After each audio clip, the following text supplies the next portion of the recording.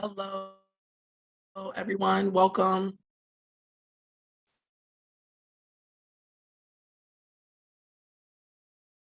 We are recording and accepting all of your questions in the chat. Before we get started, I just wanted to let you all know that I'll be answering questions at the end.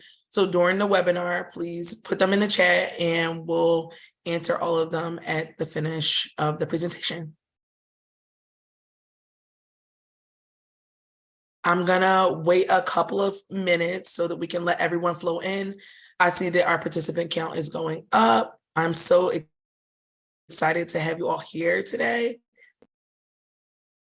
And I want to give everybody enough chance to be able to click the link and come on in.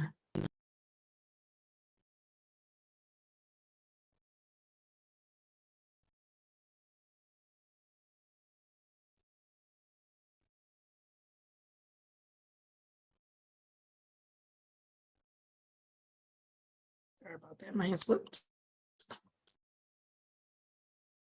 Thank you all for joining us. Thank you, thank you, thank you. Hello, hello, hello. Hi, everyone. Welcome to Swipe Summer School. We're gonna get started in a second. All right, the participant numbers are starting to stable itself out. I am Christina Hassan. I am here to present the first week of Swipe Summer School. And I'm so happy to have you all here to learn more about our Swipe Summer Drive. This will be recorded. It'll be able to be sent to you after we are done our series. So you don't need to take any notes. Just sit back, relax, and absorb all the information that I'm going to give you today. All right, so you might be asking yourself, what is a swipe drive? So a swipe drive is a meal donation program that is able to provide students facing food insecurity with meal swipes, points, or dollars, depending on what your campus currency is. It's normally donated from extra currency, dining services, or fundraising methods that we'll be exploring more of today. Our 2021 impact report said that 65% of students surveyed ate more regularly with the Swipe Drive program being on their campus. And 63% of the students surveyed felt less stressed and less anxious about where their next meal was going to come from, as having a Swipe Drive program on their campus allowed for them to focus on other things. All right, so we're in week one. As I mentioned, this is a 4-part series. This is our first week, and we're going to cover choosing your host office and funding your meal credit program. We're going to cover these topics in 2 steps. So the first step will be choosing a host office, and during that step, we'll discuss what their responsibilities are as a host office. And in step 2, we'll cover choosing how to fund your meal credits. And during that step, we'll cover selecting a donation model, donation currency, and collection frequency. We're going to go nice and slow so that you all can get a thorough understanding of each step. So choosing the host office. The host office, if you're unfamiliar, is normally the office that is forward-facing for the student. This is where the student facing food insecurity will come to say, I am in need. I am here to apply for whatever assistance you have. And this normally is a office that is always student facing, a dean of students office or a leadership position office that knows the demographic of the students that could possibly use meal swipes. So step 1 for the responsibility of that office is deciding the criteria for the eligibility of the students, coordinating the logistics, and facilitating student leadership. So for part 1 of the responsibility for this office, this is deciding what your criteria will be for the students to receive the meal donation. Swipe Out Hunger suggested these barriers are very low and minimal and only what is absolutely necessary. This is also beneficial for this office to understand the student demographic so that they understand what they need to put on this application and what the criteria should be. As far as facilitating student leadership, we are often seeing colleges and universities partner with student leaders such as SGA or other student leaders that are already on campus to be able to get the word out, to be able to develop the programs, and to be able to really spearhead this alongside them. That rolls us into step 2, choosing how to fund your meal credit program. So when it comes to funding your meal credit program, you need to be able to first select a donation model. The very first one on the screen is students donating from leftover meal swipes. This is how Swipes started. This is that was our very first model, students donating leftover meal swipes to other students. As you see, we've grown in all of the things that people have been able to do with this program. So you could even allow students to waive their swipes, which is like opt into a swipe program when choosing their choosing their meal plan. You can secure funding even from other sources that service targeted demographics. So as you see here, California College got funding from outside sources to be able to give meal swipes to foster students. And so this is a very specific targeted demographic that was allowed to be able to receive these meal swipes due to outside funding. The campus itself could add a line item to your meal budget. And so when they're thinking about what it will cost to run a meal program or a dining program, this could simply be added as a line item. I know that's a lot of moving parts, but it's possible and it's been done. Staff payroll deductions. So when staff receive their payroll, some money could come out to go towards funding your meal credit program. Partner with local restaurants is another thing that we've seen done. Areas that are normally high traffic are campus areas, and normally restaurants flock to these areas and are willing to donate and give back to the students that are so frequently patronizing their business.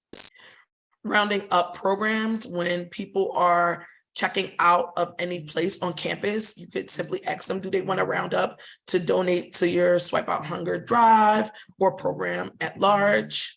And student fees. Student fees is last on the list because this is students essentially paying the fees for this program.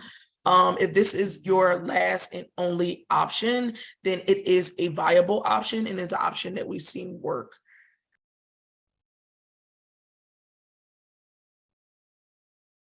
So while you're considering how to fund your meal credit program, you also should consider your donation currency. So whatever currency you're using on campus can often be adapted to your Swipe Out Hunger program. And we suggest that you have it be the same currency that students are already using to make it seamless and flawless. We have an example here from Rutgers University on how they implemented their program and what the funding went towards. You also should be considerate of how often you collect your swipes. So whether it's on a weekly basis or bi-weekly basis or a monthly basis, should only be informed by how often students are receiving their meals from their meal bank. So if students are receiving their meal budgets every 2 weeks, they can only donate every 2 weeks, or maybe you should do it once a month. To be able to help students regulate how much they're donating.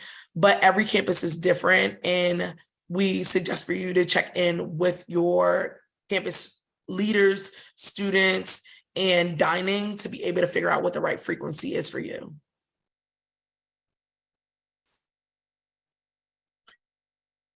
So this is a more elaborate example of helping you to regulate when you do your meal programs, whether it's on a weekly basis or bi-weekly basis.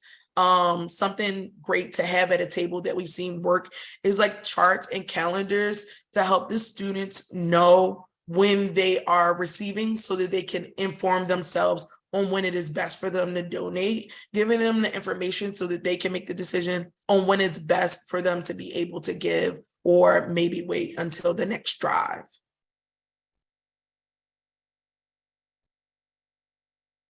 So while we're in this week, I wanted to share with you what we have coming up for Swipe Out Summer. This is week 1, and we have covered the information that we needed to for week 1. Now we're going to be rolling into week 2, week 3, and week 4, where we'll cover choosing your distribution model, presenting your program, and promoting and evaluating your program. These will all be done at the same time on the same day. The dates are here, and they'll also be provided to you via email.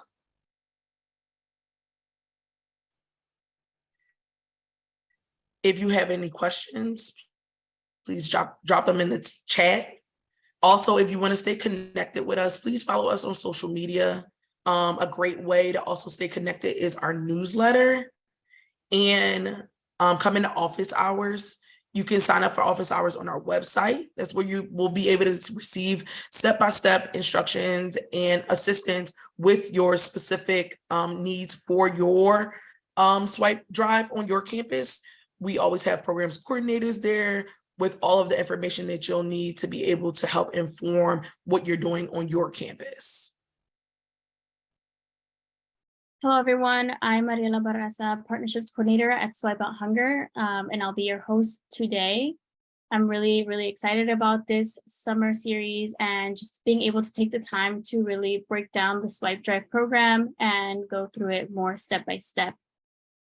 Please feel welcome to use the Q&A to send in any questions that you have throughout the presentation.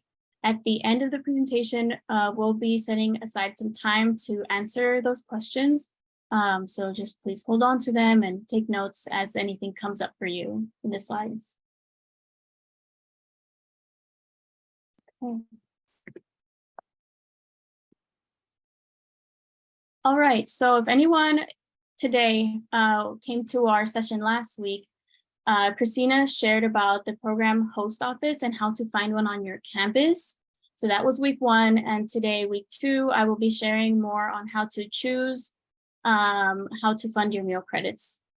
As a reminder, this session is being recorded as of now. Yes, it is recording. 1 second.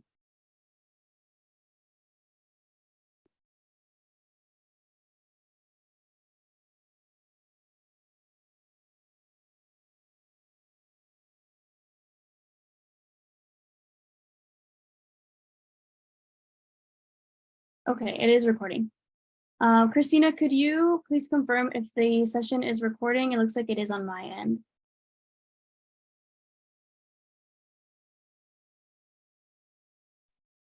It's recording, you're good. Thank you, Sage. All right, sorry about that quick pause, but just diving in. Again, like I said, these sessions are being recorded and they will be available at the end of this 4-week series. So at the end of July or beginning of August, we'll be posting all of this content so you can come back and just browse through. In the meantime, if you are wondering about a session, all this information is in our Swipe Drive toolkit, which is on the feed. So we can share more about the program and how to do it on there, and also in our office hours. I'll share more about that as we wrap this session up.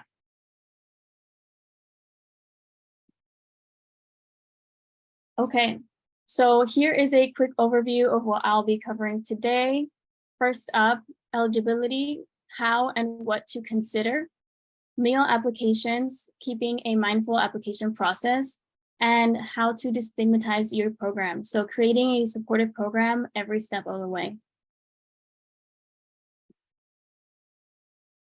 First up, eligibility. Swipe Out Hunger, first and foremost, recommends low barrier programs, meaning students should not have to jump through hoops to prove that they are in need of this resource in order to qualify to receive meal swipes. However, we understand the need to collect something from your applications so that you can continue to improve your program.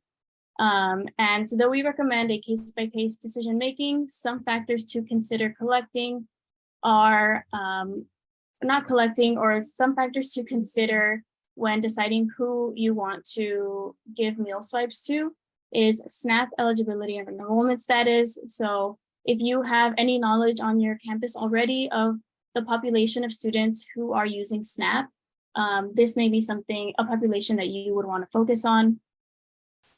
Same here with the Pell Grant and financial aid situation. Again, if you have existing knowledge and access to this information, this will help guide you towards that population of students. And then current meal plan situation, do you want to give this resource to students who are on meal plans as well, or are you just limiting to students who do not have meal plans? Other things here, so dependents, will you have a priority for your applicants if they have dependents, or based on their employment status, or other things like housing?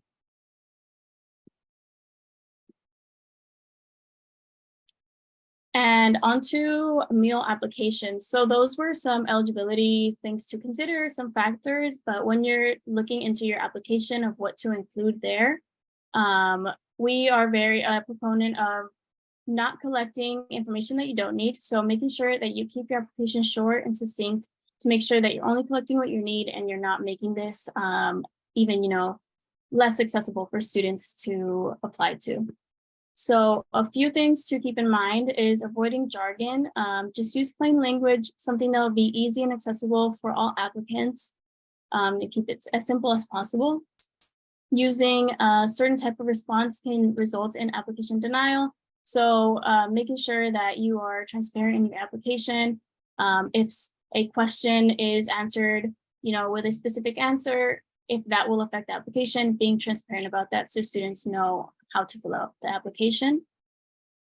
Following up with students who are denied. So the application is a great opportunity for this program to go beyond just these meal swipes and what this resource can offer at this moment. This can be an identification tool to find out who are the students on your campus that are experiencing need and are reaching out for support. And with that, following up with the students who are denied as well. This will be able to amplify your efforts to food security support on your campus, and will help you better understand where you can refer these students to based on the information that you collected from them. And also, again, being clear about the timeline and process, having that information in your application will help to ensure that this applicant knows exactly what they can expect from this resource, how soon of a support will they be able to count on, and if there's other support that they might need to reach out to sooner.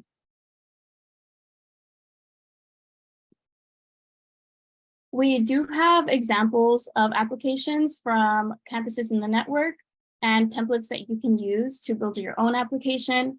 All these are housed on the feed, which you can reach at thefeed.swipehunger.org.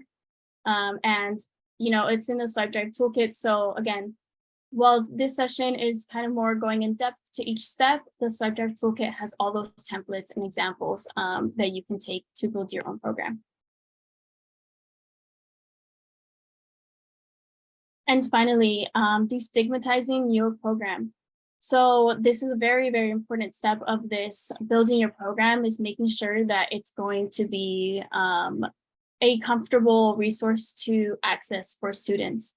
One way that you do that is through practicing and upholding principles grounded in racial justice, equity, and inclusion that is crucial for sustainable and meaningful anti-hunger programs.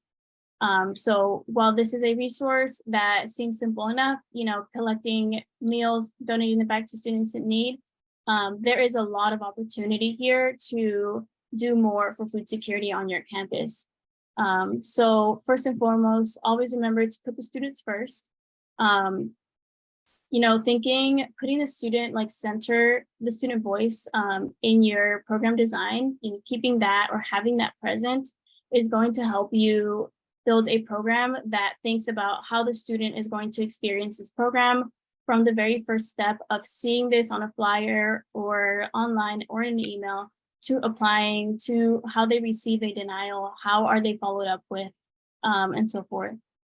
Balancing privilege alongside accessibility. So while we all have our biases of privilege and who we think on campus has more privilege than others, please remember that food insecurity is experienced by any and all students. So there is no barrier here. Any student can experience food insecurity. So just, remember to spread this wide throughout your campus and making sure that you are not, paying less attention to one population than another. And building community and normalizing support around food security. So this program, again, is not meant to be a long-term solution to food insecurity on your campus. This is a Band-Aid program. So this is something that is more of an immediate help for students, something where you can, secure a meal for a student today, but not necessarily long-term. So making sure that this is part of a larger task force, whether that's formal or informal, just making sure that you can work with other services on campus that support students to make sure that you're building that community and having a community that will live long beyond your role in this program or this program as a whole. And campus partnerships. This is super important to make sure that you have an inclusive outreach strategy. So partnering with different departments on campus, partnering with, for example, the Educational Opportunity Program that is for underrepresented students and low-income students. So we're talking about first-gen students, students of color, and so forth. So reaching out to those groups that are already established in your campus to make sure to get on their email list, make sure that they know about this so that they can share with their students. And this, will just help make sure that your program is reaching those who are most in need. So I'll pause here for any questions. If you have any more questions that you feel are maybe more specific to your program and you'd like to just talk more one-on-one, you can email us at programs@swipehunger.org. Also, just to stay in touch with us, please follow us on our social media here. Join the network if you're not already a partner. Our partnership agreements can be found on our website. And sign up for our next office hours if you'd like to speak to a staff member. And then again, get connected. Join the feed if you're not on the feed already. There's a lot of great resources. Today's session is more of like us talking through this, but there's so many guides and toolkits on the feed that can help you build your program from scratch. And subscribe to our newsletter if you're not already. This is a great way to stay in the know with Swipe Out Hunger. And, for opportunities like this session here, we'll always send you the news in that newsletter. So I'll pause for questions. We'll be looking through the Q&A and answering them. Do you want me to read them to you, Mariella? I got it. Thank you, Sage. Let's see. So after giving students meals, how do you respond when they ask for more meals when the first set runs out? So again, this is something that you will have to decide for your program specifically, how much you want to give to a student at, per application, how often are students eligible to receive swipes. This will be something, of course, we're like, give students, as much as they ask for, but knowing that there is a limit on how many swipes that you have to distribute, that would be the first step, is to see what is the capacity for the program. We also recommend just piloting what you think is best and remembering that for the next term, you can adjust the program. If you see maybe that was too little swipes to give away, we want to try more next time, or that was too much and we want to reach more students instead of a few students. That's one way to navigate that. But yes, definitely it's a balance between your program's capacity and how many students you're seeing apply in the first place. And having a plan too for referring out if you do run out for the semester or for the term. Where can you send students to get that additional support if the meal swipes are gone? And being transparent in your marketing around the program. So if you're getting, I know some schools get a chunk donated from their dining provider, making sure that that is public knowledge. And yeah, like Mariella said, adjusting term to term as you see how many students are asking for this assistance, if you have extras, if you don't, and kind of what that looks like. Thank you, Sage. Another question here, is it always necessary to have an application for students to receive meal swipes? I hope I'm interpreting that question correctly. But it's not always necessary. In my undergrad, we didn't have an application that we had to fill out to access meal swipes. And while that made it super easy to get the swipes from anyone on campus, you know, they were distributed to professors, advisors, student advocates. It made it very easy to get these swipes. I really liked that, but you know, thinking more of a staff's point of view and somebody who's leading this program, that makes it so that you don't have the opportunity to collect information or follow up with these students.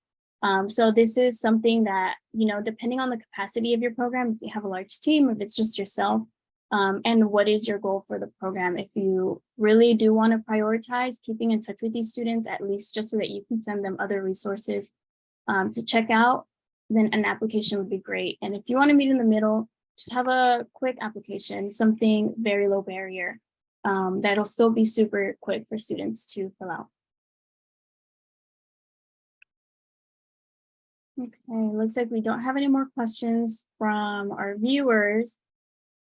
Swipe staff, are there any questions that we should answer that can help bring clarity to this step? I know we get asked a lot, and this may have been covered in the first week, but I'm going to talk about it again. We get asked a lot how many swipes you should give to students who request this support, how people decide how much, how little, and just reminder that this is intended to be a supplemental support for students as they navigate other resources, as your institution finds new ways to support students and their basic needs. So it really does depend program to program. How many swipes are you getting donated? How often do you think that students should receive these versus when they should be referred out to more longer term resources and tools? So that's a question we get a lot, and it's one of those that it's really dependent upon your program and your campus culture and environment. But that is absolutely something that we are happy to talk you through, ask questions, brainstorm with you in an office hour setting. Thank you, Sage. Yes, just echoing Sage, please feel free to join our office hours. I know it's kind of hard to ask general questions when we're talking about this program because every campus is so different. So we can offer more one-on-one time to talk about your specific campus needs in office hours. If you're not sure if your question is for office hours, shoot us an email. We're here to meet you where you're at and help you out. So thanks again, everyone, for joining today's session. If anyone has any more questions, feel free to stay back. But this session is over officially now. We'll be on for maybe a couple more minutes. But thank you again for joining. You're welcome. As a quick recap, week 1, we heard from my colleague Christina, who dove into choosing a host responsible, what those responsibilities look like, and also talked through what does that look like, because every campus is so different. Last week, we heard from Mariella, who talked about various decisions that you'll need to make around who gets these donated meal swipes, how to distribute them, who will receive aid, and then also some ways to keep your program posting a video so that you can watch the recordings and remind yourself. Or now we're here, week 3. We're going to be going over writing a proposal. It's a strong program, and then kind of how to pitch this to dining services, because they're going to be at the program will live, who's going to be involved in making it happen, how students can request these meals. And now that you have an overarching plan, it's time to write that out and get ready to pitch it to those on campus. So writing a proposal can feel a little bit intimidating. What do I include? What do I keep? Who should be involved in this process? So as you're writing out your plan and getting things ready, gathering support from stakeholders across campus will really help build a strong case for creating a swipe drive. People on your campus that you may want to connect with and talk about this program with, financial aid can be a huge advocate and a huge help in identifying students who may benefit from a swipe bank. They know who has zero estimated family income, who's Pell Grant eligible, and they may be able to connect or at least get information out to those students specifically. Student government. Students can be your biggest advocate for getting a swipe drive off the ground, and then also for maintaining its success. Peer-to-peer promotion, word of mouth, making sure that the students who need it know how to request these meals, making sure that the students who have meals to donate know how to donate and how important it is to do that. Student government and then other student organizations can be a huge help in gathering that support and getting it off the ground. Dean of Students and Student Affairs can be involved. It may be where your host office is. They can also advocate for the students that they interact with every day. They can get students on board because of who they interact with. And then also, the Dean of Students office may be helpful in identifying students that need more help than the swipe drive is able to help out with. So those more chronic needs, referring out. So keeping those people in the loop and a part of this process, if they aren't already, can help make that experience a lot more equitable and reach more students. And then housing, again, if they're not already a part of this conversation, they should be.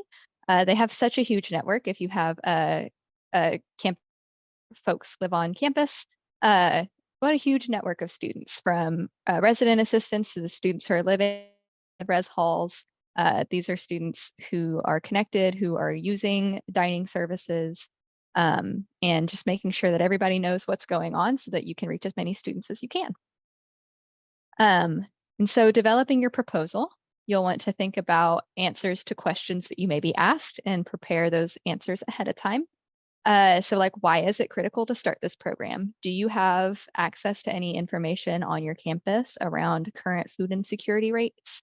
If you don't, swipehunger.org has a lot of information about national rates that will apply to all schools, regardless of private or versus four-year. Every student could probably use this help.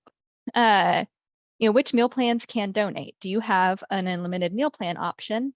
How can you work that within the donation process? Do your students get all of their meals at once at the beginning of the semester? Do they reset every week?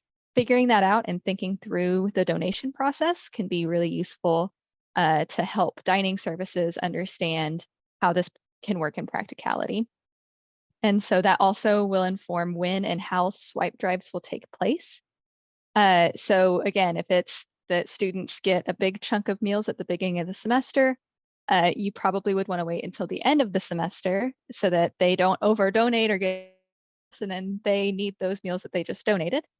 And then if they get weekly meals, maybe you can do meal donation drives throughout the semester to build up a swipe bank for the next semester. If you need some guidance, going to our community resource hub, the feed at thefeed.swipehunger.org, we'll have the link at the end.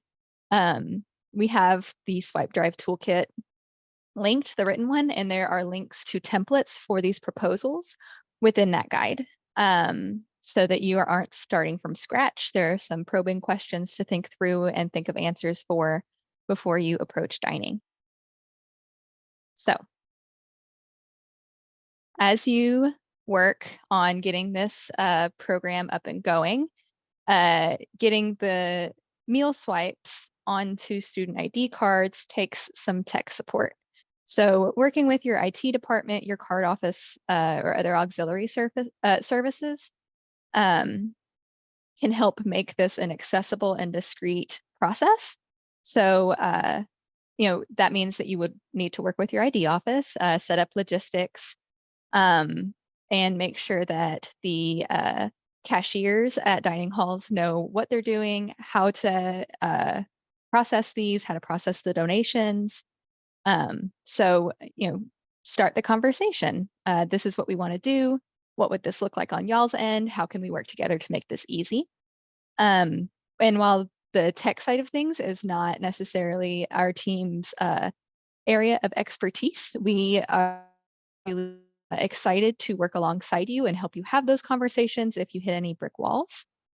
So yeah, that's an important office to have on your side. A few years back, Swipe Out Hunger worked with Seaboard, which is a campus card services provider. And so there is a student app for students to access the perks of having a student ID. And so with our partnership with them, they actually created a feature that enables students to seamlessly donate unused meal credits from their phone.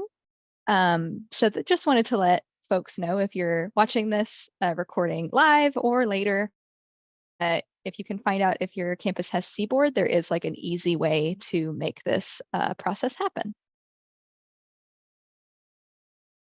So you have your proposal, you've thought of all the questions, you've thought about how this could work. And now it's time to pitch to your dining services if they haven't already been a part of this process.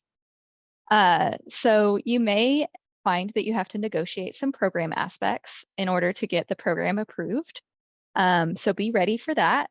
There's always compromises. You can start small and then grow. Pilots can look like a lot of different things. And so just be ready to have some good critical conversations around that. But just wanted to share from our perspective, we've been doing swipe drives for a long time. We've never had a dining partner have to increase their expenses due to the implementation of a swipe drive program. And there are a lot of benefits for dining services to be on board and to have to help these programs come to fruition. Dining services could be providing meals to students who will benefit, so they're helping out the campus community. It really showcases their commitment to the campus community, and it can promote sustainability within their dining halls. So the students who maybe couldn't afford to come to the dining hall are now showing up, eating the food that's been prepared, and especially if it's like a buffet style. And now there's less food waste. So there's like a lot of win-win-wins, and helping dining services see all of those wins can help speed along the process and get this program approved and off the ground. And then additionally, if you ever need a Swipe Out Hunger program staff member to come chit chat and help you have these conversations with dining services, we are open to that as well. So that's the end of this week's content. You can follow us on Instagram and TikTok and Twitter. You can find our partnership agreement if you aren't a partner and want to join our network online at swipehunger.org. We have office hours twice a week, so you can log in and chat with a program staff member to ask questions, celebrate, have these conversations where like, hey, I watched this session and I had more questions, and you can pick our brains. The feed, again, is a great community resource hub where you can find the written version of the Swipe Drive Toolkit and dig into that on your own time. Links to our templates, links to old webinars. There's a lot of good stuff there, and you can also connect with other peers and ask questions. And then if you go to swipehunger.org/campus newsletter, you can get signed up for our newsletter and get updates on what we're doing, what resources we're releasing, and how to get involved with our network. So I will now pop it and I will be looking at the Q&As. And if you have questions, please submit them and I will answer them live here. I have no Qs to A at this moment, but I will give it a few minutes. How would you recommend advertising and getting students to help out? That's a great question. Finding those service organizations, student government,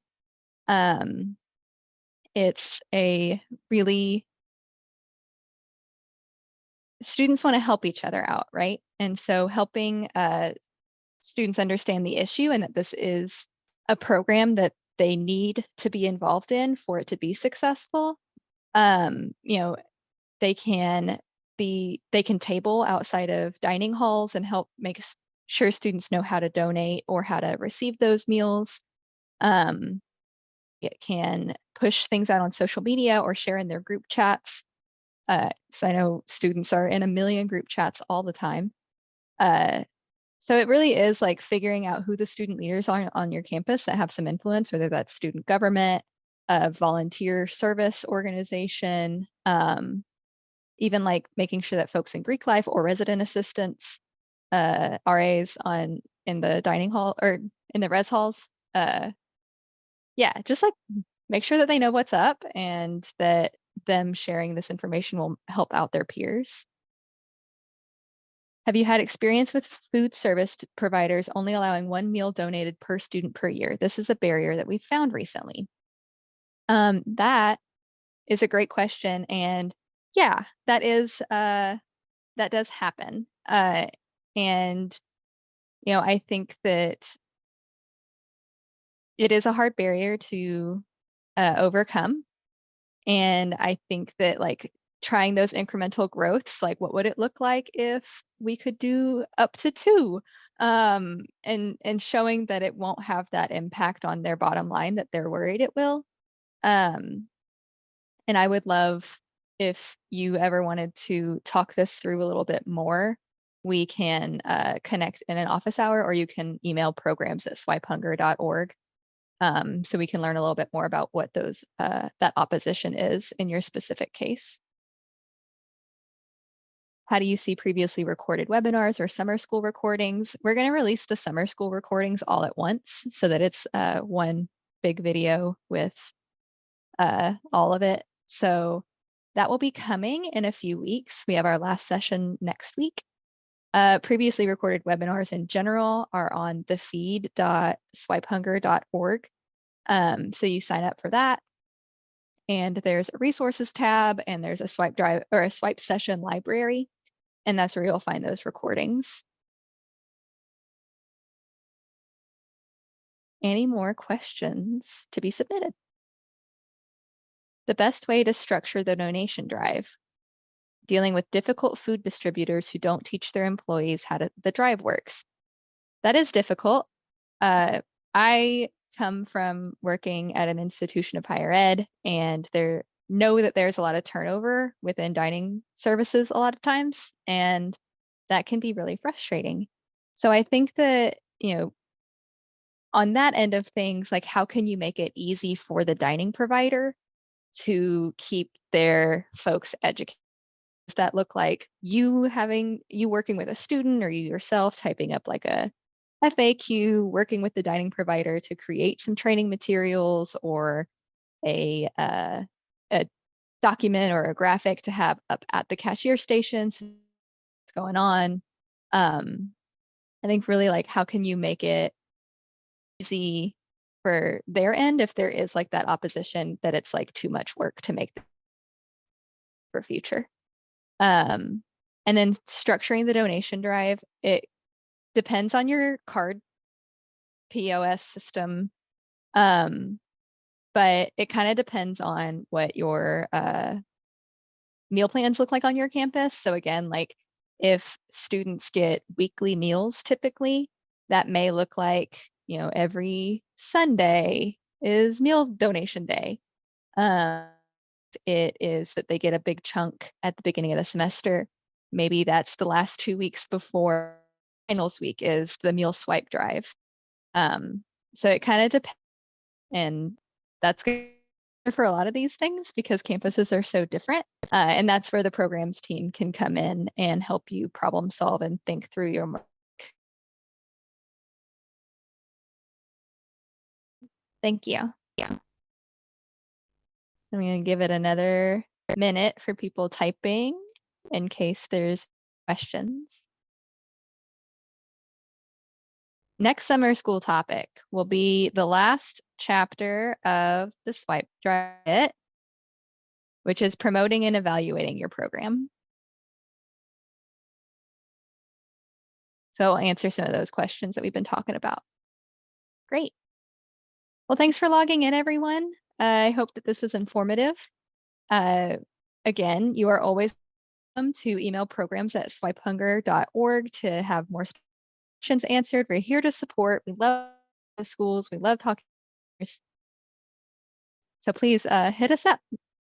We look forward to hearing soon. Have a good Wednesday, everyone. Hello, hello. We're going to take a second and do a short overview of what we've already covered the past couple of weeks. As I said, this is our last and final week of Swipe Summer School. This is our 4th week, so I'm going to go over the previous 3 weeks and what we've offered thus far to the network in summer school. Thank you all so much for attending again. I am Christina Hassan. I'll be your host for this week, and we're going to get started now.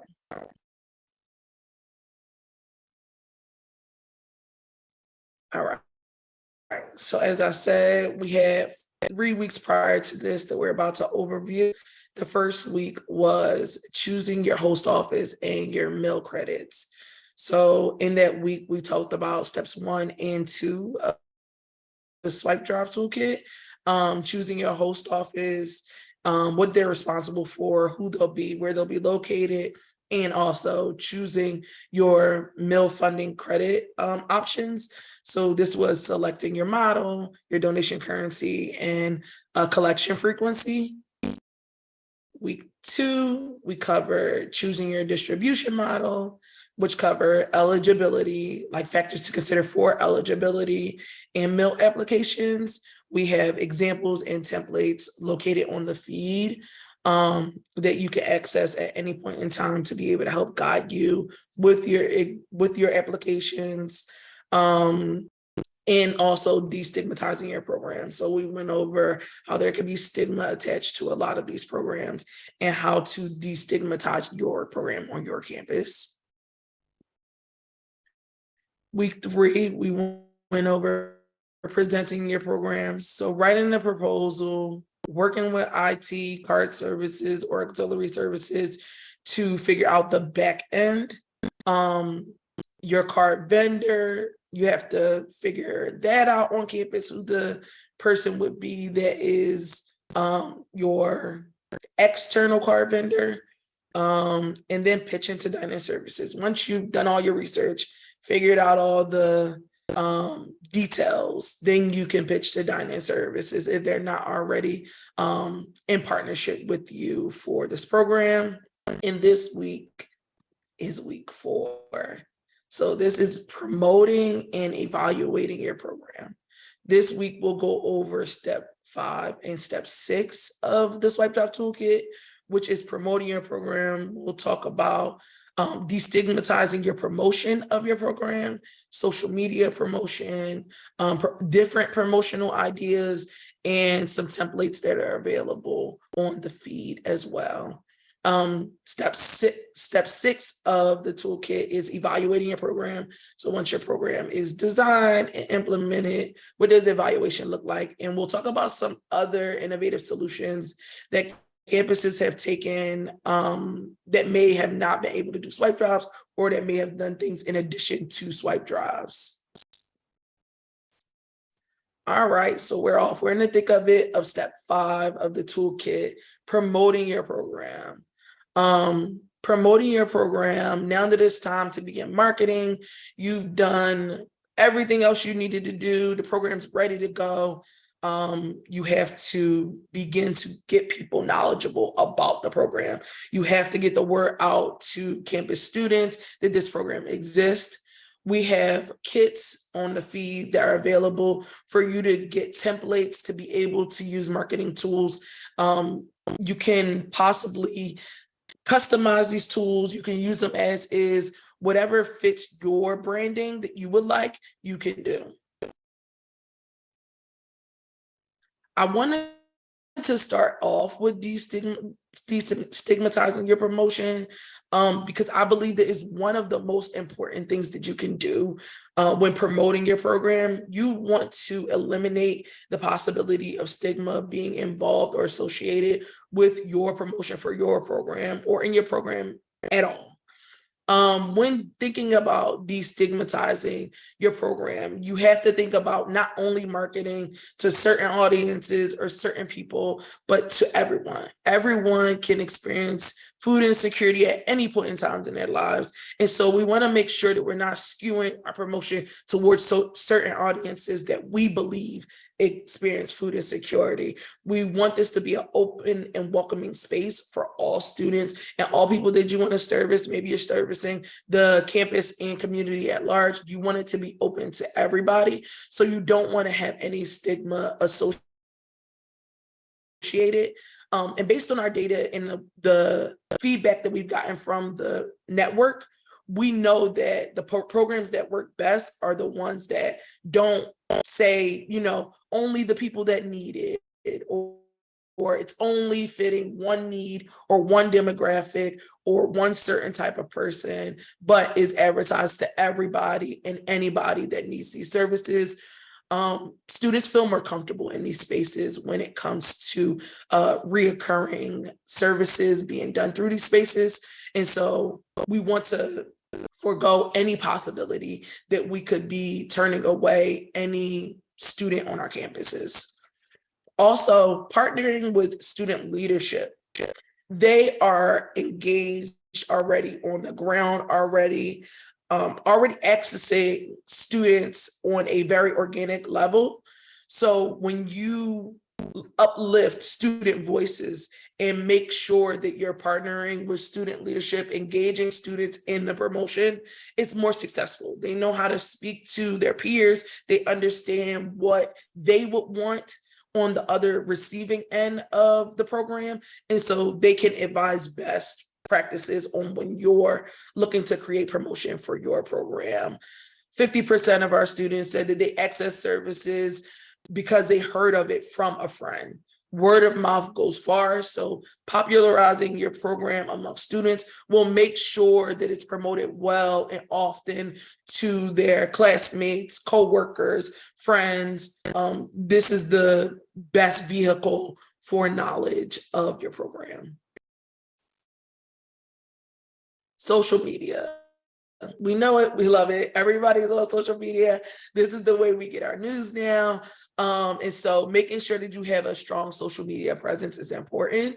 Reaching out and asking student government, the Dean of Students Office, what they're doing on social media, how they're marketing to students, and seeing if you can learn a few things is important, because some things are already working. You don't need to reinvent the wheel, and you also don't need to do it alone. You can work in collaboration with the other offices around you that are accessing students that you need to access, or accessing the student body at large, or has a larger audience. Most universities and colleges have a social media and are willing to repost what you post so that all the students get to know about it. Involving students, as I said before, involving students is extremely important. They have such great knowledge of the new and evolving landscape of social media. Social media is constantly updating. The platforms that students are on and are using, it's constantly evolving.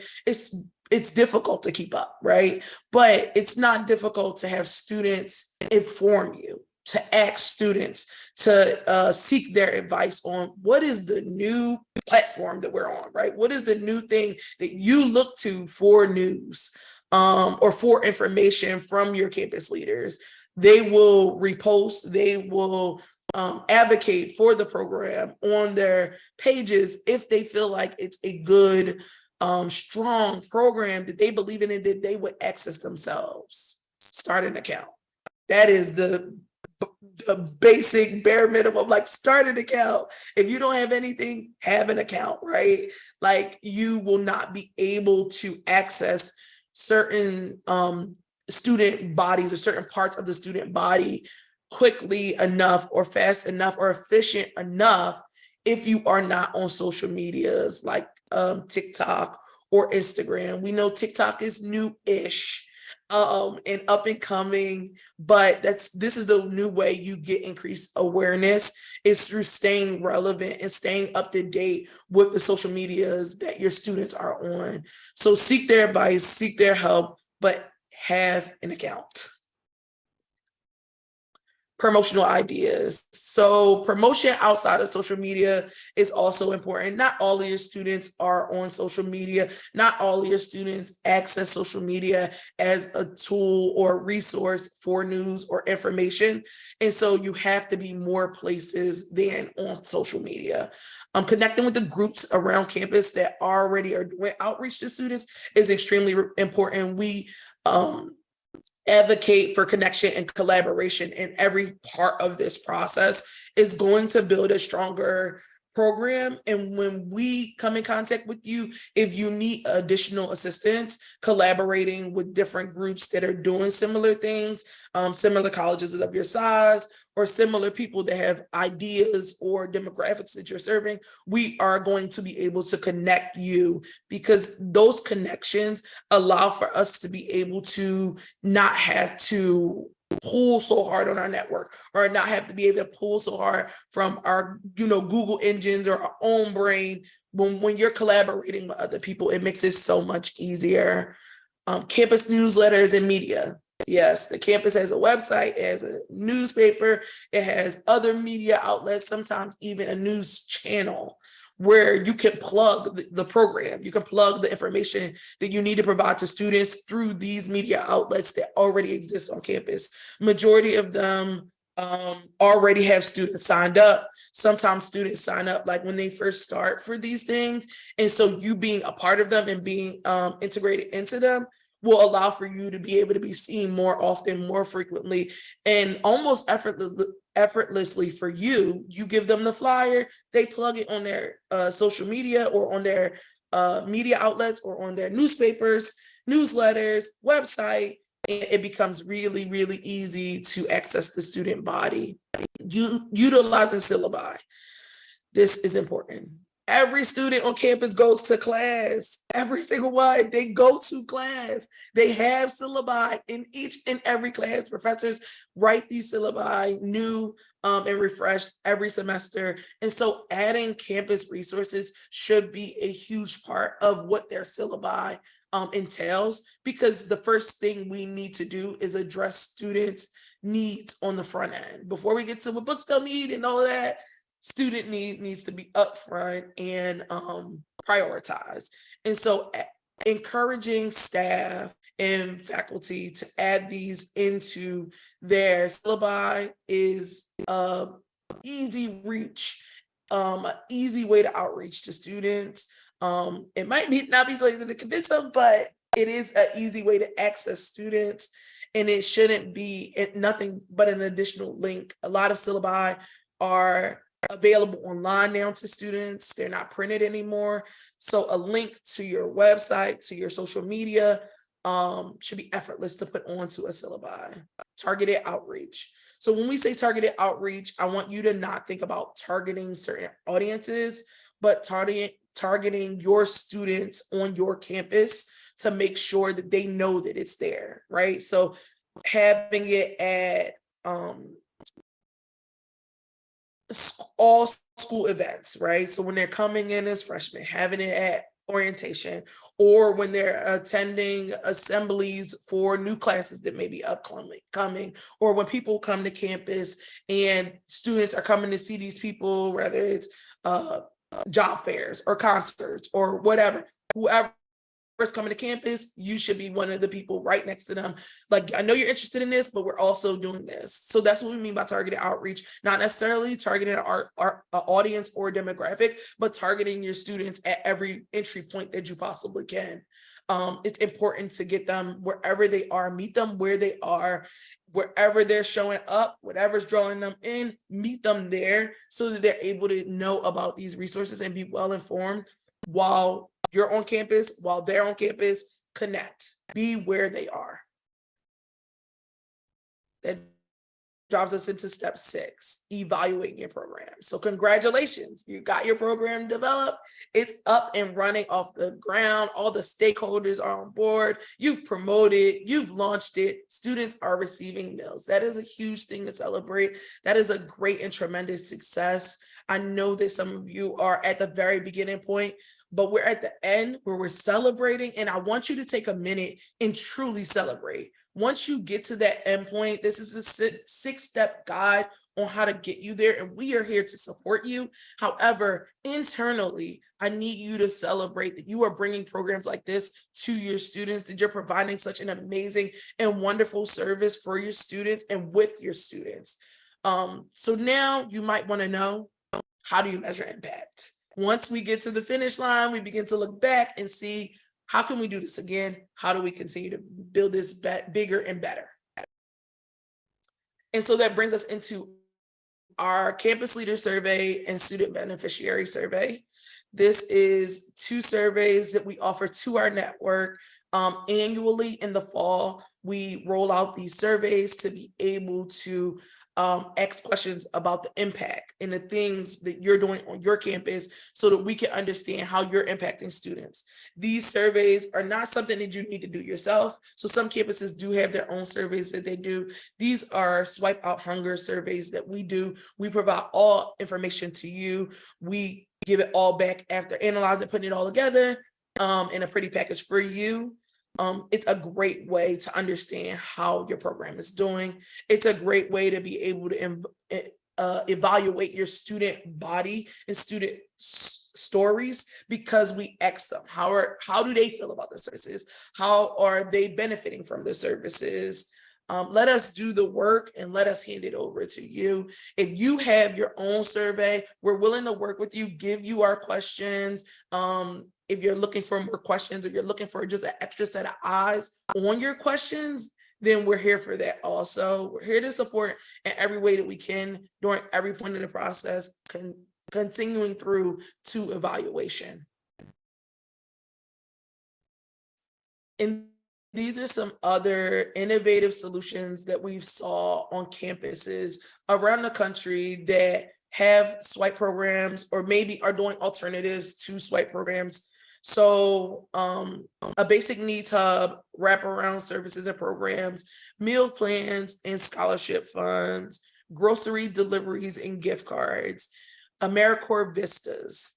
So getting AmeriCorps Vistas involved is really, really important. Having any extra hands that you can is super helpful to jumpstart your program, to assist you with your program. A lot of times we hear from campuses that have staff numbers of 1 carrying this entire initiative. That is a lot. It's a huge workload. And so this is why we advocate for you to access every form of assistance that you can, whether it's Vistas or student volunteers or the student government, every single avenue that you can get assistance from to bring some extra hands on deck. It's going to be super helpful and great for your program. Gift cards. So we know that students don't always have only a food need on campus, but have food needs off campus, because there are online students, there are students that commute. So providing gift cards, if possible, if you don't have a whole pantry, or maybe in supplement to your pantry or your swipe program, you could provide gift cards. That is another really accessible and essential way to assist students off campus. Meal plan scholarships and funds, students donating meals to each other and assisting each other through these swipe drives is amazing. It's a great way to be able to prevent waste. It's a great way to be able to build camaraderie and get students involved. If you have the opportunity, however, to provide scholarships to students for meals, that is a great alternative. So having a bank that already exists because you have funds available for students to purchase meal plans or students to get meals in general is great, even without the drive being started. It's a step in the right direction. It's a way to supplement. It's also a way to assist students on a short-term basis with short-term need. Basic Needs Hub and wraparound services. It is a blessing to be able to run a wraparound service for a student.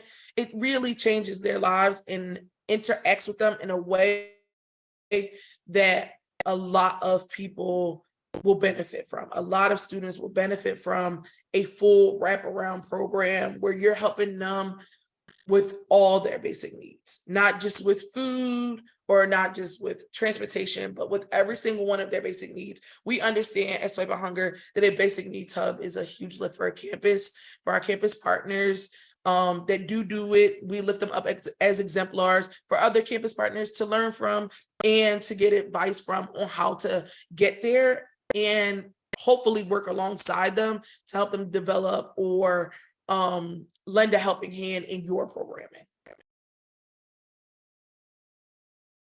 All right, that is the final Swipe Summer School session. We are so blessed and honored to have you all here.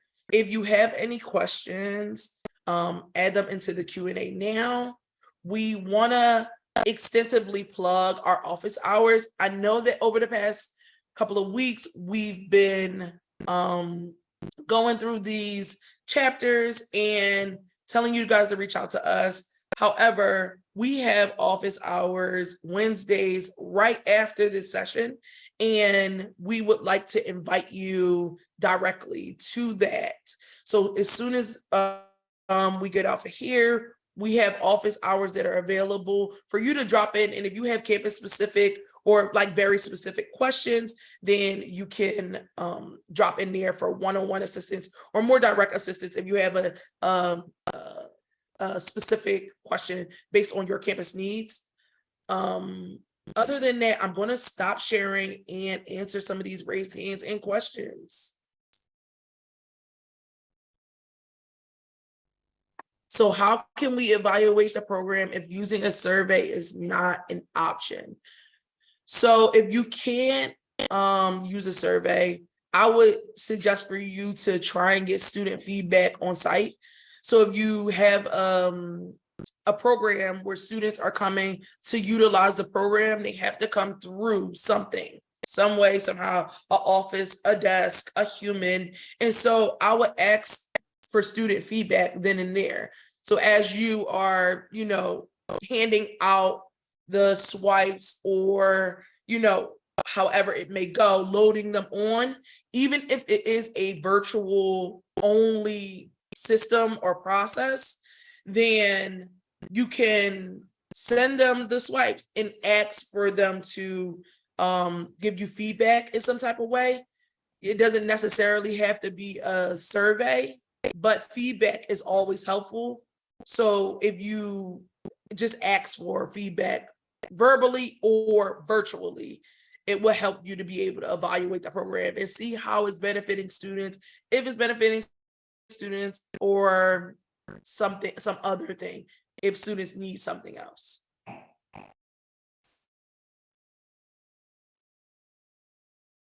Yes. All of the swipe sessions will be recorded. All of them will be available soon. We will get them out to all of our attendees, and it will be available for the public very soon. So the two surveys that I mentioned, which were the Campus Leader Survey and the Student Beneficiary Survey, are available in the fall. So So we'll send them out in the fall directly to you all. Each campus will get one. However, if you do want them early, you can email us at programs@swipehunger.org and we'll provide you last year's questions. The survey is ever evolving, however, and updated every single year. We're not at the point yet where we're able to provide this year's questions. However, we can provide the questions and content from last year's survey.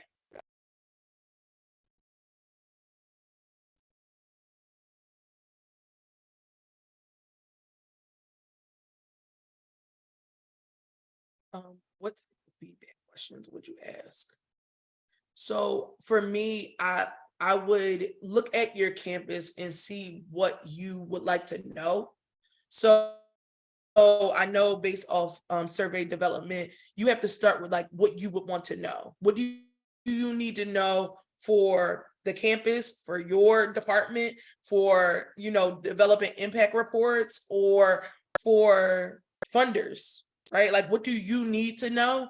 I would definitely say don't burden students with questions that you don't need to know. We even on the application side, we try and make it very low barrier. On the back end, I would say the same thing. If you're going to ask questions, make sure that they're going to benefit the students in some way, shape, or form. So if you are asking them, you know, how did these services assist you? How did they, you know, help you finish your semester? You know, good, bad, or anything in between. Be looking for that to make the program stronger and better, and possibly even be making the program more robust next semester, right? Or pivoting the program to different services. Ask, are there any additional services that you wish we had that we couldn't offer you this semester? Or ask, are there any other services that you heard of from friends or whatever other campuses they have that you may be interested on coming into your campuses?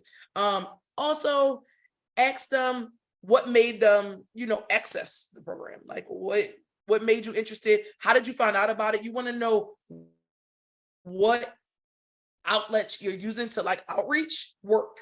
And so ask them, how did they find out about it? How did you find out about the program? Was it our social media? Was it that thing we put in the newspaper? Was it this? Was it that? You want to make sure that all of the effort that you put into creating, implementing, and evaluating your program is not falling through. It's not falling through the holes. It's not leaking out the side and not reaching students. You want to make sure this is going targeted, directed to your students, and they're seeing it and they're utilizing it. So strengthening those avenues is going to be essential, and that can be a result of what's coming through this, you know, input or survey or feedback, right? If you just ask for feedback, even if it's not a survey, just give us feedback. What do you think? How do you like it? How can we make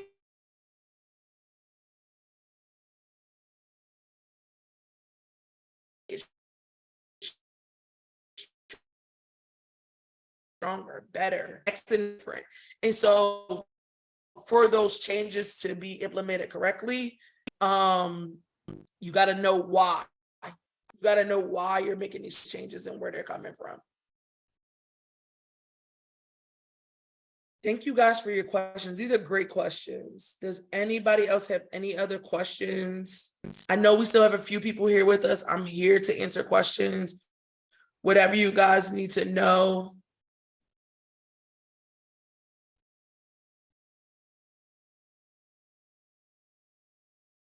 Yes. So do you have any advice for students who need continual need or who have continual need? Yes. So if you see that students have continual need, or you see that you have students that are coming back more often, there needs to be a chain of like connection with that student, right? So you, during the development of your program, there needs to be a point where you interact with students who you believe are accessing the short-term program on a long-term basis, and figure out how to contact them, right? When that contact needs to happen and what the appropriate form of contact needs to be, and learn beforehand what resources you can offer the student. If a student is accessing your short-term program on a long-term basis, it's for a reason. It's for a need, right? They're satisfying a need. They have something that they need. And so reaching out to them and saying, how can I help you meet this need, is the best thing that you can do. having a conversation with them, helping to assist them with long-term food security or whatever other needs that they have is the best way to help them to understand and pivot to a different solution. Thank you again for these amazing questions.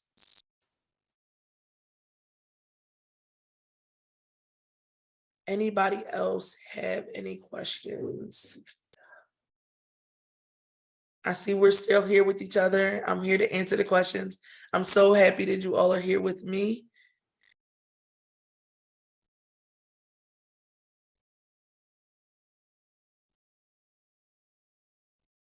Is there anything that anybody missed? Any clarification that anybody needs? You all can still reach us on our website, in our inbox. And as I said before, today we have office hours following this. And so you are more than welcome to register for office hours and attend if you need a little bit more in-depth assistance.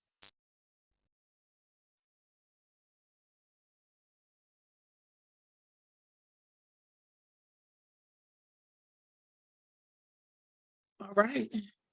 If that's all for today, then I thank you all so much for coming.